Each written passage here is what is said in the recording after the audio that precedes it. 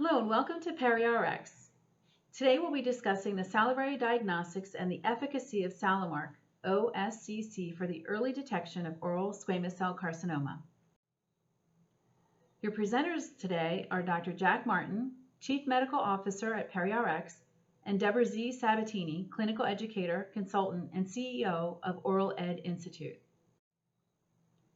Dr. Jack Martin is a practicing physician and the Chief Medical Officer of PeriRx, a premier developer of breakthrough, non-invasive oral diagnostic technology that will help clinical professionals detect and treat diseases sooner.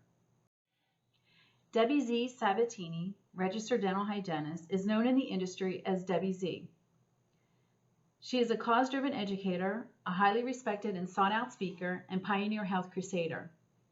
Deborah possesses a wealth of cutting-edge information used to ignite total health and wellness. The purpose of this presentation is to lead the dental industry in reducing the morbidity and mortality of oral cancer in the earliest stages and improve the overall health of our patients through the use of salivary diagnostics. Throughout the presentation, our main objectives will cover the responsibility, the incidence, the mortality, and the screening, all of which relate to oral cancer. First, let's talk about responsibility. The question arises, are the dental clinicians leading the fight against oral cancer? Ironically, statistics show that dental clinicians refer on average about 220,000 patients for suspicious oral lesions per year. In contrast, however, physicians refer over 383,000 suspicious lesions over the course of a year. Now, if we break that down, that's about 8,000 lesions a week or 1,139 lesions a day. With these statistics, oral cancer has to be seen as an epidemic. Open communication and early detection are critical for saving lives and preventing disfigurement and disability. As a profession, we have to step up our game. An oral exam is taught as the gold standard of care in dental and hygiene schools. Yet according to the National Cancer Institute, only 20% of American population receive an annual oral exam. This despite the fact that a thorough exam only takes 2 to 3 minutes. If you aren't performing oral exams, why not? Is time an issue? You worried about the patient's insurance coverage? Do you feel inadequately trained? Is technology lacking? Do you fear commitment? Or are you afraid of what the patient may think? So let's take a look at some of the areas indicated for an oral cancer exam. Whether it's a palpation exam, looking for lumps, bumps, or bulges, or a visual exam, we need to look at specifically the lips, the gums, the area around the tongue, inside the cheeks, the roof of the mouth, the floor of the mouth, and the pharynx.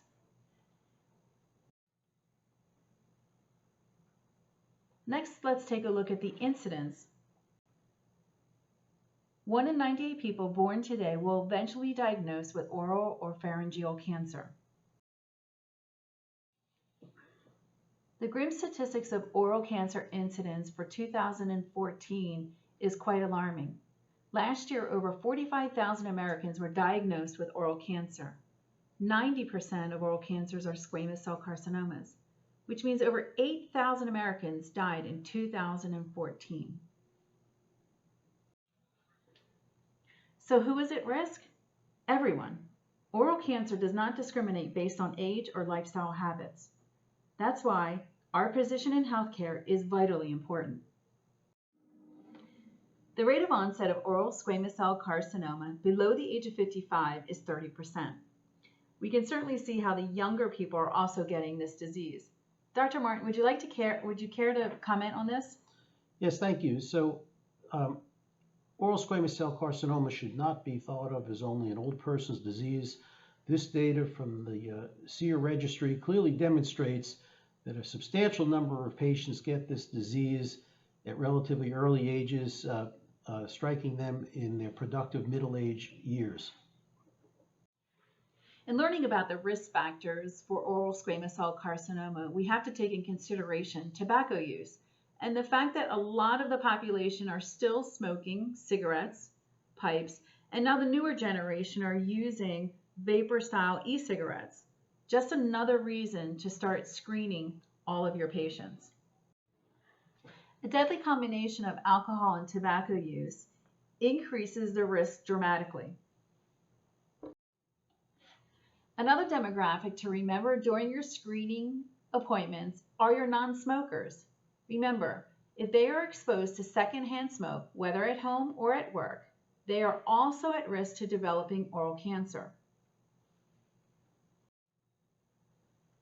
Remember also the patients with no risk factors at all. 25% of oral cancer victims being diagnosed late have no lifestyle risk whatsoever, meaning they do not indulge in alcohol, tobacco, and are living a relatively healthy lifestyle. Now, in the news, there's a lot of misinformation about the HPV virus. Dr. Martin, can you weigh in about the HPV infection and its relationship to oral squamous cell carcinoma? Yes, thank you.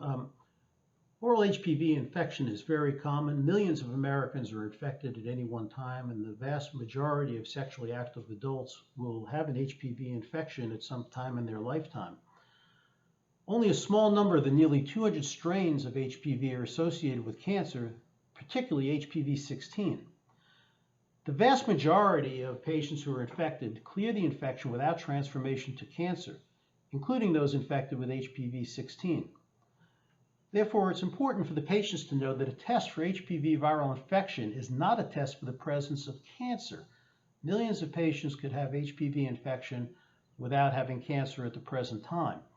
The association of HPV is mainly with pharyngeal cancers, but not with oral cavity lesions elsewhere, which represent the large majority of the total group of oral pharyngeal cancers. So HPV is an important public health issue related to a number of systemic diseases, but we don't want to lose sight of the major traditional risk factors for oral squamous cell carcinoma, particularly smoking. We've reviewed some of the risk factors and indications for oral cancer. What happens if one of these symptoms in your patients lasts for more than 2 weeks? What systems do you have in place to monitor these indications? Possible signs and symptoms of oral cancer that your patients may report include a lump or thickening of the soft tissue, soreness or a feeling that something is caught in their throat, difficulty swallowing, pain in their ear, difficulty moving their jaw or their tongue, hoarseness, numbness of the tongue or other areas of the mouth, or a swelling of the jaw that causes dentures, partials to fit poorly and become uncomfortable. If these problems persist for more than 2 weeks, a thorough clinical exam and laboratory testing is necessary and should be performed to obtain a definitive diagnosis. If a diagnosis cannot be obtained, referral to the appropriate specialist is indicated. Unfortunately, some patients do not complain of pain, tenderness, or other symptoms associated with cancer. And that's why cancer is often found at stage 3 or stage 4.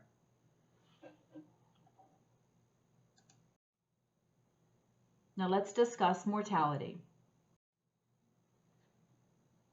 Oral cancer mortality affects more people than cervical cancer, melanoma, liver cancer, kidney cancer, testicular cancer, and Hodgkin's disease.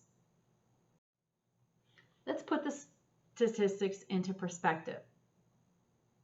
Every hour of every day, one person dies from oral cancer. So let's take a deeper dive into oral cancer statistics and look at the racial disparity. Oral cancer is the 6th leading cancer in the general U.S. population and worldwide.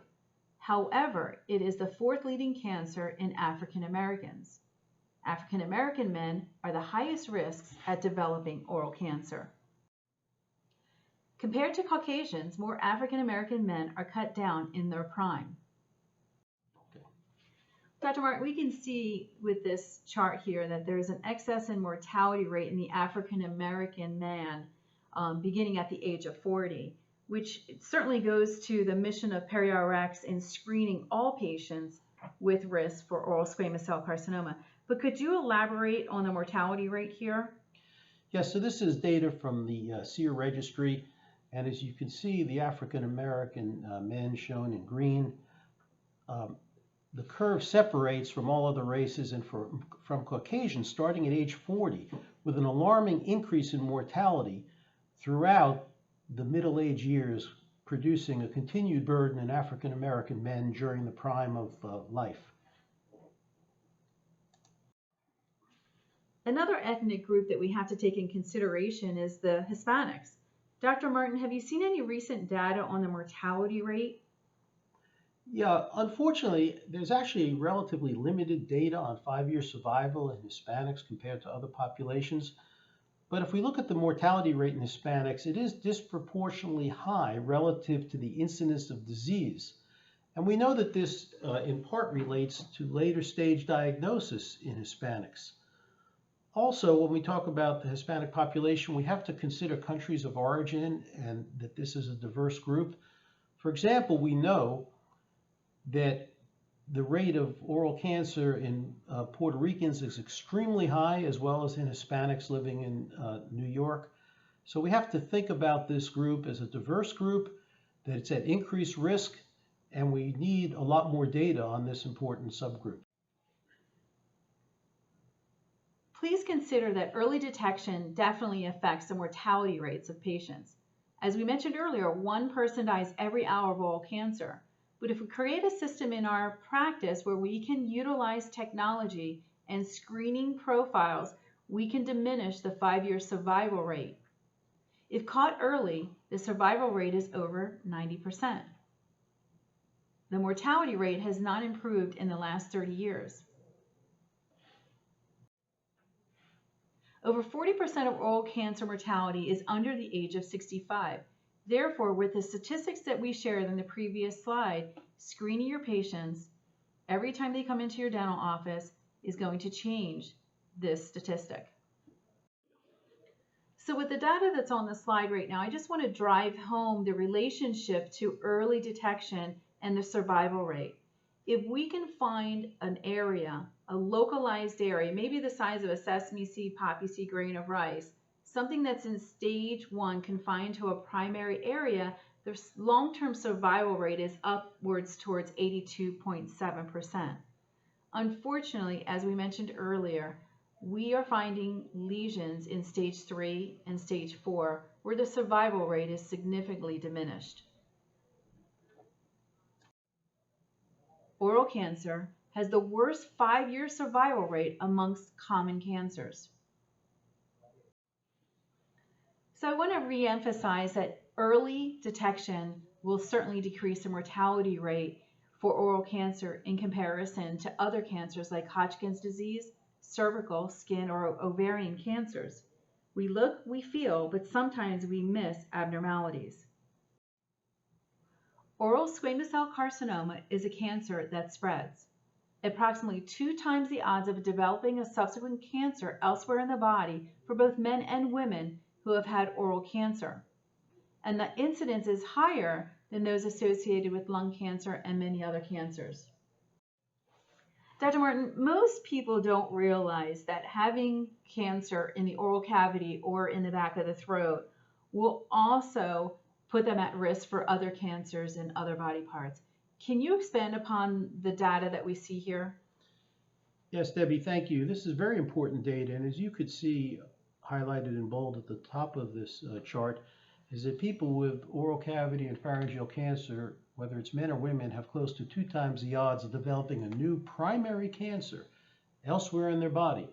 And this rate of developing a new cancer elsewhere is much higher than that associated with other deadly cancers that you see on this list. So it's important to know that if you detect oral cancer early and save the patient's life, that you also have identified a patient that needs lifelong scrutiny for cancers elsewhere, which provides additional opportunities to help these patients. So as we can all imagine, being diagnosed with cancer is an emotional experience, not only for the patient, but the families involved. It's disfiguring, it's stressful, but I also want to bring to your attention the financial burden that being diagnosed with cancer puts on our medical system. It's a very costly cancer. Over $3 billion are spent annually, and these statistics are rising. Dr. Martin, take a look at the cost per year and expand upon how we can create an opportunity for the listeners on our presentation today to decrease the millions, actually billions of dollars that are being spent on an annual cost for patients being diagnosed with head and neck cancer.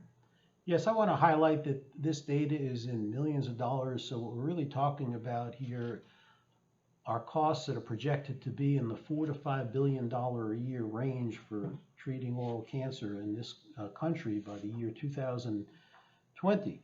And there's substantial data that indicates that the cost of care is related to the stage of diagnosis. So early diagnosis is very important in terms of not only reducing the human cost, but also the financial cost of this disease. So if we think about the cost of prevention versus the cost of actual treatment, we know that screening patients early is much more cost effective. $92,000 is quite a huge economic bill for a family, to incur when being diagnosed late. But also take in consideration the disfigurement, the emotional stresses that not only the patient diagnosed with cancer has to go through, but also the caregivers.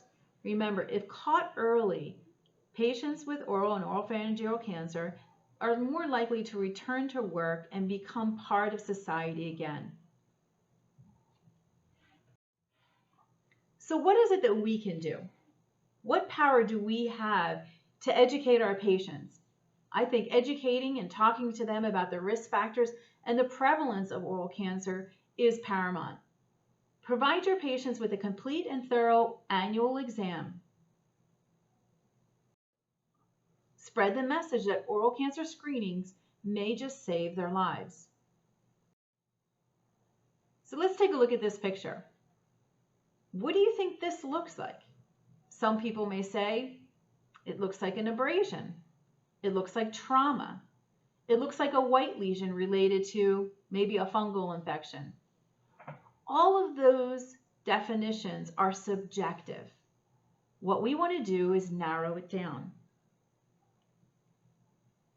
These are the limitations of the physical exam. Everybody sees something different. In some of your patients could be precancerous.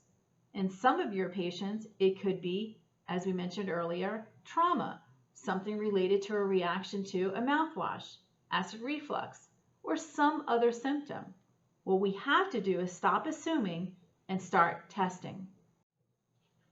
Dr. Martin, wouldn't you agree that patients that have been diagnosed with some form of dysplasia have follow-up? Yes, Debbie. So this data here shows 3 different publications indicating that patients with leukoplakia and documented dysplasia will progress to carcinoma from anywhere from a 16 to 36% rate of progression in the course of 2 to 3 decades. So if you identify a patient that has dysplasia, you're identifying a patient that needs particular scrutiny over and above the average patient in your practice. So let's talk about some methods of screening our patients. What is it exactly that we're trying to do? Most patients that I talk to that have been diagnosed with late stage cancer, the common question is, why didn't somebody tell me? So let's really define what screening means. Screening is a means of detecting disease early in asymptomatic patients. Now, we talked about the symptoms in previous slides, so please review that with your team. Positive results of an examination in cancer screenings are usually not diagnostic, but identify a person at risk for the presence of cancer who warrant further evaluation. Let's take a look at the 5-year survival rates. Call attention to the difference in the survival rates for oral cancer in comparison to the other cancers that have effective adjunctive screening tests. We can certainly see how adjunctive screening tests, regardless of when they were introduced, has a dramatic effect on the decrease in the mortality rate from those particular cancers. It is especially noted that for cervical cancer, the death rates are decreased by over 80%. In today's day and age, we're certainly integrating new technology. If your office is using fluorescence technology, congratulations. Please understand that utilizing these technologies are screening devices and they are not definitive diagnoses. By integrating the use of SaliMark for oral squamous cell carcinomas, we will definitely be able to help you quantify the need for a referral for any mucosal abnormalities. We now have a simple, quick, and painless non-invasive test to quantify the need for a referral. This is made possible by the use of SaliMark, the first salivary risk assessment test to aid in the identification and early detection of oral lesions in patients that present the highest risk for oral cancer. The value of advanced molecular testing for oral cancer is certainly something that we can utilize in our day-to-day practice. Remember, clinical features in our exam alone cannot reliably distinguish between benign and malignant lesions. Therefore, utilizing the goal of SaliMark and salivary testing is to improve the current negative biopsy rate of over 95% by identifying those patients that are at the highest risk. Beautiful. Dr. Martin, some of the participants on this webinar today may not be familiar with salivary diagnostics and SaliMark in particular. Can you tell us about some of the scientific validation in salivary testing and DNA? Yes. So SaliMark is based on over 10 years of scientific work. Much of it was supported by the National Institutes of Health. The earlier discoveries were done in the laboratory of Dr. David Wong. This was then followed by additional studies in multiple ethnic cohorts around the world, and then by a large study by the National Cancer Institute Early Detection Research Network. In the early work done in the laboratory of Dr. Wong, they demonstrated the salivary transcriptome, which is salivary messenger RNAs, was better at diagnosing oral cancer than blood tests. You see something referred to as the area under the ROC curve. That tells you how much information is contained in your test. And you could see the area under the ROC curve was better for the salivary biomarkers than blood markers for the detection of oral cancer. This is the publication from the National Cancer Institute Early Detection Research Network study. They concluded that the validation of these biomarkers showed their feasibility in the discrimination of oral squamous cell carcinoma. They also concluded that the prospective blinded trial performed by ParaX was the next necessary step to further validate the National Cancer Institute's findings. The ParaX prospective blinded validation study for salivary transcriptome markers for oral cancer included a population of 168 patients. Very importantly, 71% of the patients with cancer had T1 and T2 lesions as opposed to more advanced disease. It demonstrated a highly statistically significant upregulation of all 6 pre-specified messenger RNA markers. There was a 2 to nearly 4-fold increase in levels of these markers in cancer subjects.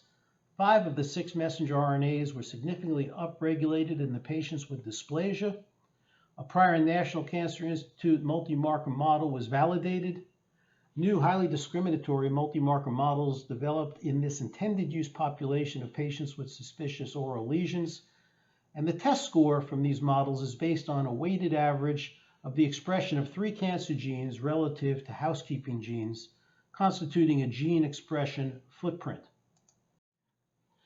So the take-home message is that we were able to identify patients with early stage disease, and that with the addition of the patients in our rigorous prospective blinded study, there have now been over 800 subjects enrolled in clinical trials in development of the SaliMark OSCC test.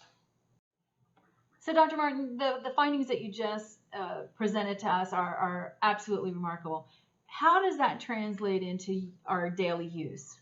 Yeah, so we're using a multi-marker model incorporating 3 cancer genes to maximize performance, and the SaliMark OSCC test with scores maximizing the sensitivity at 96% had over 98% negative predictive value in our prospective clinical trial, making this a very effective risk stratification tool to help identify those at significantly reduced risk as well as those at increased risk.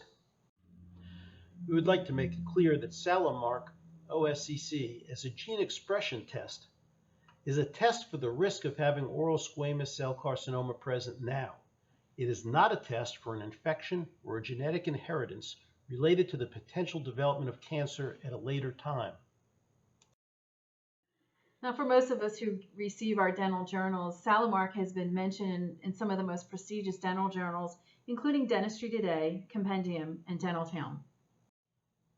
So now that we've validated the importance of utilizing salivary testing in the SaliMark test, let's take a look at the indications. Once you've identified a patient with suspicious oral lesions, go ahead and take out your test kit. This can certainly help your doctor make a more accurate decision on whether to refer the patient for an invasive biopsy. So once you received your inventory, you'll notice that you have 10 individual test kits for those patients in question. The box includes a specimen vial containing a preservative on the bottle, so there's no need for refrigeration.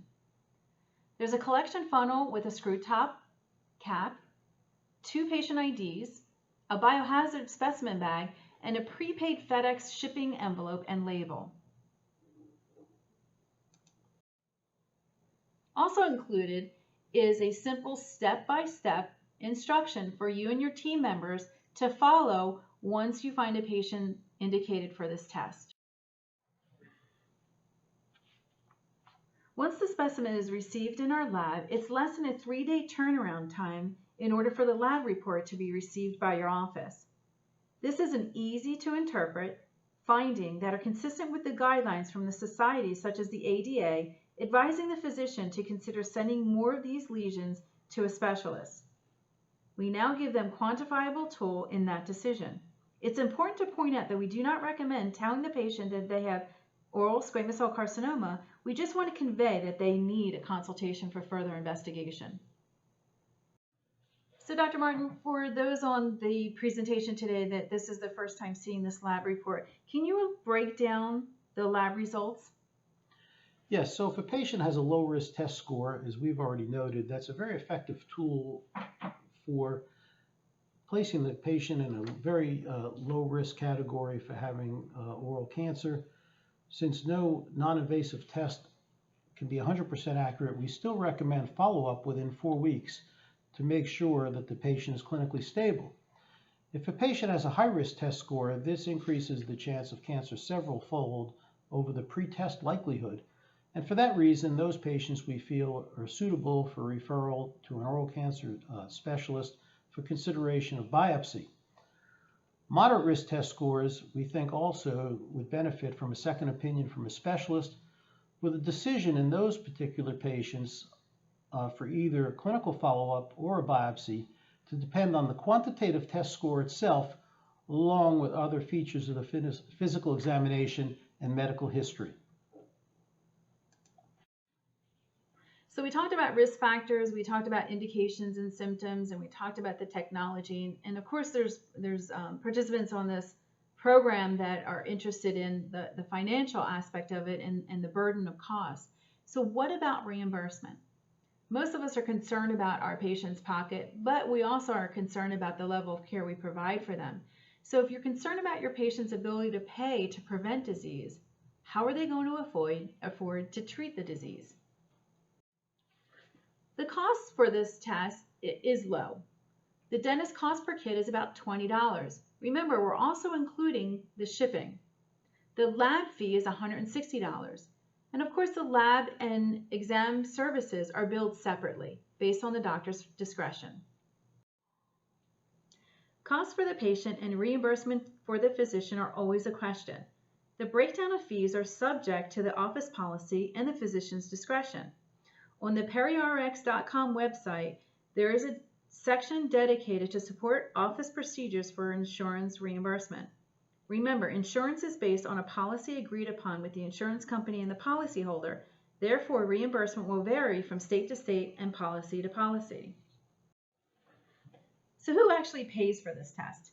Most offices collect fees during the appointment and provide a detailed claim form for the patients to submit to their insurance.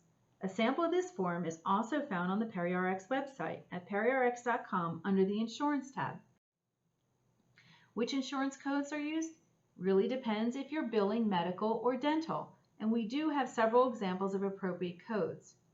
Please establish the dental medical necessity that is the basis of successful medical coding, and being familiar with medical codes is highly recommended. How to submit for reimbursement.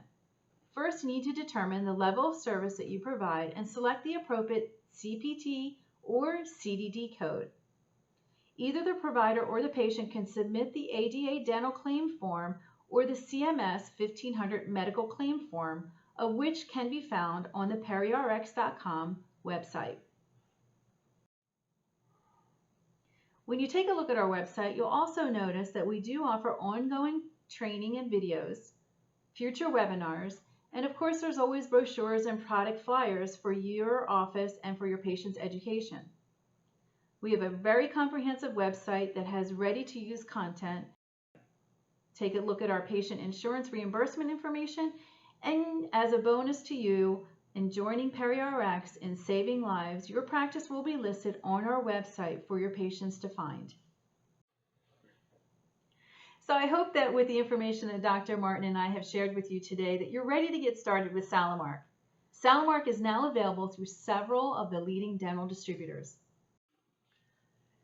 So at this time, I'd like to thank everyone for staying online with us, and certainly Dr. Martin for taking time out of his busy schedule to share with us the information and the benefits of utilizing SaliMark in our screening process in our offices. For more information, you can contact us at www.perirx.com. Feel free to call us at area code 610-544-3500 and send any questions you may have to info@perirx.com. And I'd like to thank Debbie Z for an excellent job summarizing this new technology and putting it into good clinical perspective. I hope that this information will be valuable to you in your daily practice as we fight this terrible disease as an effective team.